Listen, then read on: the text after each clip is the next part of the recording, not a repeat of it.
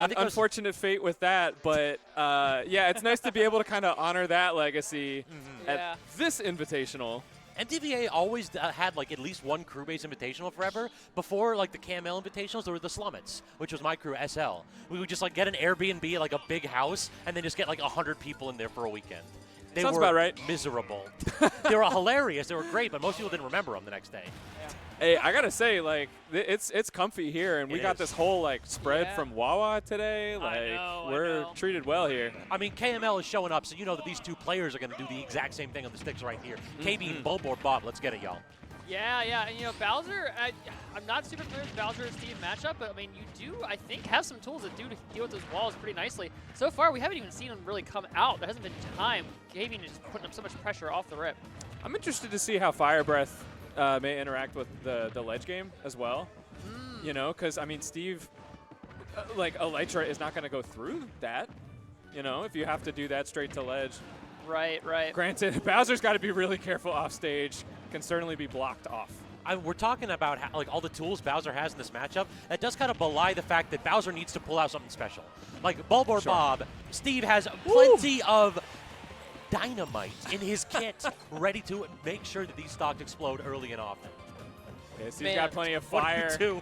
What do you actually do when you're getting golden up tilted on shield? Oh, and we're going to punch the hands! Not afraid to just slap him around a little bit, get that extra bit of percentage going. Bulborbbob getting his walls established as well. I mean, being on this corner is really scary. KB identifying the flame breath angle there. Yeah, the blocks kind of like made that angle rather for Fire Breath pretty clear cut. Nice catch there with the forward air. We do have a big differential in terms of weight. Speaking of weight, did you see how big the cart gets when Bowser gets caught? It like goes twice the size. Dog got a whole Chevy Escalade all of a sudden. Yeah, for real. He's a big man and he's a big car. I do just want to point out, I've just started to talk about weight, and Bowser died at like 100 after the hit. Diamond will do that to you. Also, like the charging down smash, it doesn't matter how good your mash is, you're still getting clipped by that. Two framing is easy in this matchup. And that's a gross angle for Bowser having to up B. Oh, he didn't put the blocks down. Bulborbbob. You gotta get that iron in pocket. You gotta make sure you still have those mine carts on deck, but now you're gonna have to use them all just to get back to the stage. Ooh, excellent parry though. Buying yourself the ledge, looking for something big, but not gonna find it just yet. But KB still on the back foot. Oh. KB not fooled, and I'm surprised that got the KO. We got quite a lot of rage, but. Did you see that roll call out? Bulborbbob was 100% ready for that. Was trying for like an up tilt nil. Oh, what a charge. It still didn't kill? Yeah. I mean, okay, that percent, I guess. Like, off the platform, though, with that much charge, with this much rage. Dead. Oh, no, nil either. Bob. I know Bob's got that tech, too. Okay, so even game. Did that clash? Oh, he got out, but panicked and air dodged into the up smash. I think what happened there. Did my eyes deceive me, or did those hitboxes actually connect with each other? We got the F tilt hit the crafting table and left him with more end lag, from what I can tell. The crafting table. That was a really close call. It seemed like that fist was connecting there. Yeah, if not for that crafting table eating up that little bit extra time, that might have been it. That might have been the other direction. Oh, yeah. Oh, that's definitely getting the KO. You know, right at ledge with that much rage. But, yeah, I mean, KB definitely rallied from some pretty unfortunate stocks there.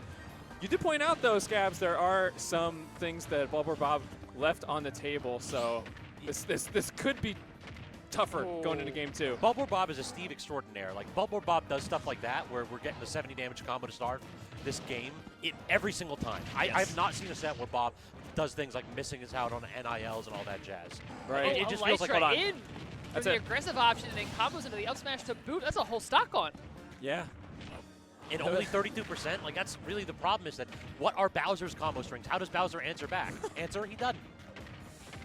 Yeah, KB seems to be struggling to even get a hit in edgewise. I mean, there's just always extra mining going on. Walls need to be built there. Need to make space for iron so we can get more carts out. But that process is happening. But meanwhile, KB finding some openings. It might be not enough, though. Oh, my gosh. I'm surprised being one block high was enough to get the Bob out of range of the Whirling Fortress. Heads up play with the shield there. Bulborbbob taking a little damage from their explosion. Bob is being a little over-aggressive with a lot of these aerials. You saw right there that they basically didn't even wait for the hit confirm, just kind of toss something out. And if you do that, this is exactly what's going to happen. Errant hitboxes are Bowser's best friend. If you're going to be over-aggressive, Bowser can punish. But if Bob just plays super patiently and gets like whip punishes, Bowser can't really do too much. Yep. The thing about good frame data is it goes out the window if you miss. True. That's why you got the do not interact tag, right, Consort? Yes. Yes. Stop hitting buttons. Stop hitting buttons. I'm not there. Oh, man, Tetris. this wall looking kind of nasty here. K-Bean slowly hacking his way through it, but still has to respect the cart. Caught on the back end and now trying to find somewhere to land. And the walls go up one more time, but Bob's not inside of him. K-Bean just a little slower reacting to that wall rebound. Not quite able to get the back air out. Isn't it Unfortunate fun trade. when someone tosses out a multi-hit that does like 6 damage but 30 damage total, and you just trade with something super strong? Yep. Oh, yeah. Oh, Yep. Yoshi down it air. feels I'm so familiar. bad. Mega Man back air. You trade first hit at back air. Yeah, I'll take Yeah. 4 damage for your stock. Thank you very much. Yeah. Yeah. Worst trade deal possibly ever. The worst. Well, we did have a pretty bad one late. A little while ago. Oh! Down boy. smash on ledge is going to seal that. Bulborbbob this time taking the game with 2 stocks to boot, only gaining in power as we go through the set, it seems. Yeah, I mean, this is as checkmate gets. Bowser is, when you're doing that mash, you have to go ahead and be a little bit above the stage. Like, you're not going to sweet spot it perfectly every single time. Bowser's got a great ledge hang, but his ledge grab animation is a little bit mediocre. Yeah. Steve's can punish that every single time. Down smash just the most consistent, we'll say, hitbox that'll do that. You do gotta wonder too, because I know K-Bean has the Ridley in the back pocket. You gotta wonder if the Ridley maybe isn't a better answer here given this character matchup, but he is sticking to the Bowser here one more time. It also feels like Ridley can struggle in this matchup too. Really, just the big bodies against Steve can be really difficult. Like Minecart is a menace in this matchup, and all the big ones too, because it just forces you to jump. And the worst thing you want to be as a big body is above someone Hold on. No, Steve makes that back. That doesn't. every time. Yeah, that doesn't kill. Oh, okay. It does. Well, maybe not that time. Today I learned. I lied. I feel like it's possible. We did not see blocks come out, but Yeah, like if put a few more blocks, I feel like that's just a recovery. Yeah. K-Bean though, happy with the stock trade, I suppose. Oh my goodness. That is so far off stage for 39% on a command grab. it's okay. It must be said. No way that kills at 80. No, I don't know. He's still alive. I thought those sparks were red for a second. I was very concerned. You're not killing the heaviest character in Smash history at 80% of a non-diamond tool. K-Bean trying to huff and puff and blow his walls down, but there's just more walls behind him. How do you ever get through?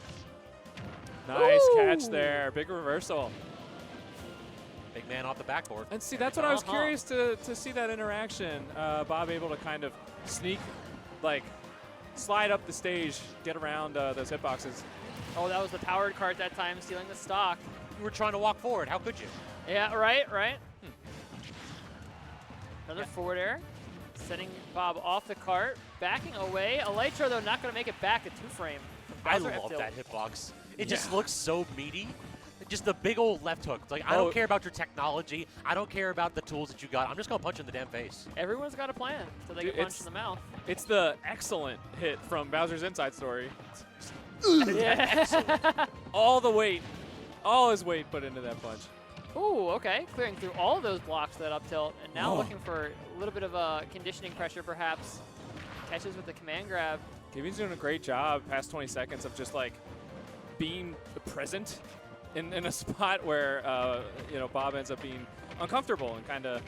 We have decided for the KML 5Y commentary that it's called aura maxing. That's the term we've been using. Yes. Yes. There you go, just approach and shield. Got such a great outer shield option with the Whirling Fortress, but Steve has such great shield pressure. That could be it. That's just game 3 gone. Bulborbbob taking a swift 3-0. Oh, you want to hit your fast out of shield option? Well, what if I up tilt you? What if I pressured that shield while moving away? It's literally just one up tilt, walk away, and then it's I'm going to kill you at 70. GG, shake my hand. Goodness gracious. It's insane. The Steve champion, rather strong. Real talk, I will say that Bulborbbob uses golden tools more than a lot of other Steves. A lot of Steves will just skip it and go right to diamond. Bulborbbob all about those gold tools because look at how safe they are. Yeah. I want to say that golden up tilt is only -2 on shield. You literally can't do anything about that. That is I don't think a correct. single character in the game has an option that'll punish that. Yeah. Yeah, not while it's moving away. Absolutely not. I do remember hearing that Game & Watch Up B earlier in development was actually frame 2 instead of 3, so that would have done it. Okay. You Fair basically enough, just fair need a enough. parry. You need a parry. Yeah. That's it. Yes. And For